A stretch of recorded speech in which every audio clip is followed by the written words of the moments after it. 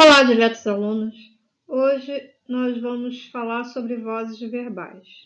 Antes, nós precisamos lembrar que o verbo é o coração da minha oração. É através dele que eu vou descobrir quem é o complemento e quem é o sujeito, fazendo a pergunta adequada. Descobrindo quem é o sujeito, eu posso perceber se esse sujeito está praticando ou sofrendo ação verbal. É aí que entram as vozes verbais. As vozes verbais são identificadas através da análise do comportamento do sujeito na oração. Então, dentro disso, eu tenho 3 vozes verbais: ativa, passiva e reflexiva. Na voz ativa, o meu sujeito ele é agente, é ele que pratica a ação na oração. Observe o exemplo. Eu trabalho todos os dias, exceto aos domingos e feriados. Identificando o verbo trabalhar, quem trabalha? Resposta: eu. Eu é o sujeito agente. Eu é o elemento que está praticando a ação de trabalhar. Então, eu tenho a seguinte estrutura: um sujeito agente, eu, o verbo, trabalho, e o complemento, todos os dias, exceto domingo e feriado. Na voz passiva, o meu sujeito ele é paciente, ele sofre a ação verbal. Então, eu tenho um elemento que pratica a ação que não é o meu sujeito. Eu vou chamar de agente da passiva. O agente da passiva é aquele elemento que na voz passiva pratica a ação verbal. Na voz passiva sintética, eu tenho a seguinte estrutura. Eu tenho um verbo, mais um pronome apassivador, que é o ser, mais o sujeito paciente. Então, exemplo, finalizaram-se as inscrições para o concurso.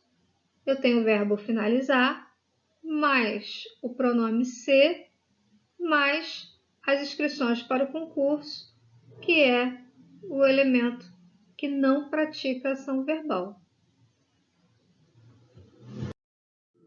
Na voz passiva analítica, eu tenho uma estrutura mais completa. Virá o sujeito paciente, mais o verbo ser, que é um verbo auxiliar, mais um verbo no particípio, a preposição e o agente da passiva. Calma, não precisa esperar, é muito simples. Vamos olhar o exemplo para destrinchar essa estrutura. O prazo para entrega do produto foi cumprido pelo comerciante. Quem é o verbo? Aqui nessa estrutura eu tenho 2, o verbo auxiliar, foi, e o verbo no particípio, cumprido. Então, quem foi cumprido? O prazo para a entrega do produto. Então, esse é o meu sujeito. Mas é ele que está praticando a ação verbal? Não, ele está sendo cumprido. Ele está sofrendo a ação verbal. E quem é que está praticando a ação nessa estrutura? O comerciante. Pelo comerciante, eu tenho ali o meu agente da passiva. É ele que pratica a ação dentro da voz passiva analítica.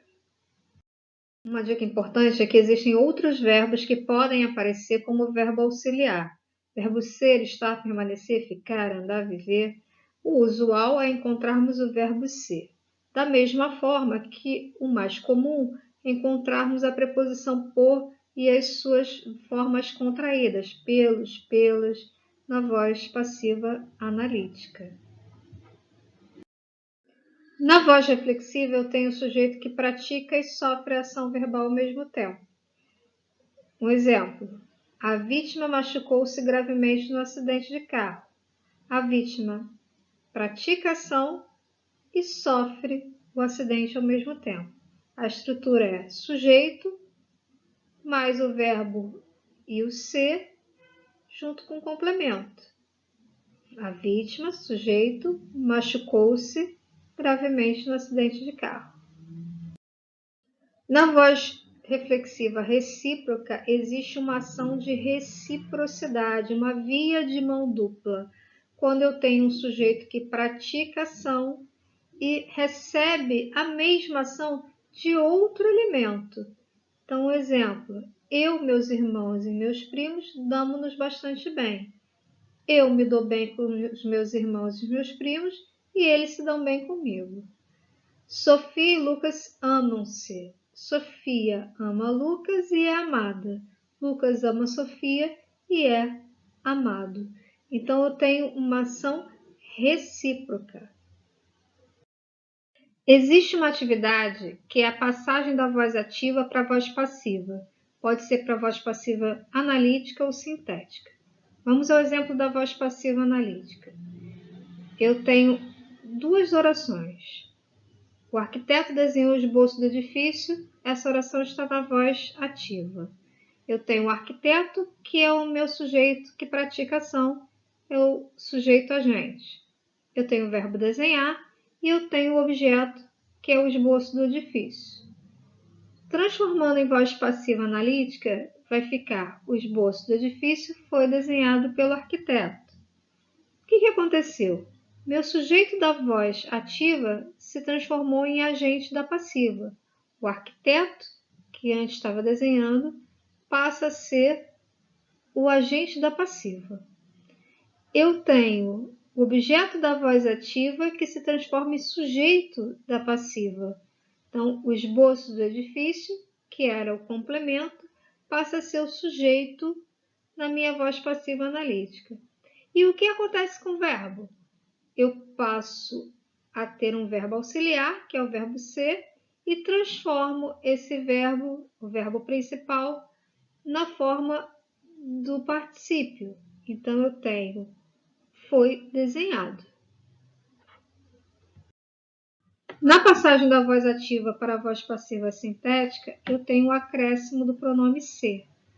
Então, vou usar o mesmo exemplo, vai ficar mais fácil. O arquiteto desenhou o esboço do edifício. Como é que fica na voz passiva sintética? Desenhou-se o esboço do edifício. O que aconteceu? O objeto direto da voz ativa se transforma em sujeito da passiva. Então, o arquiteto desenhou, o esboço do edifício era o meu objeto direto, era o meu complemento. Na voz passiva sintética, ele passa a ser o sujeito. O sujeito da voz ativa se transforma na partícula passivadora ser. Então, o arquiteto ele deixa de existir e é substituído pelo pronome ser. Então, desenhou-se o esboço do edifício. Não tem mais a presença do arquiteto. Ok, pessoal? Vou ficar por aqui. Espero ter ajudado vocês. Lembre-se que tudo fica mais fácil com o exercício. Então, façam bastante para que vocês possam fixar a matéria. Um forte abraço. Até a próxima aula.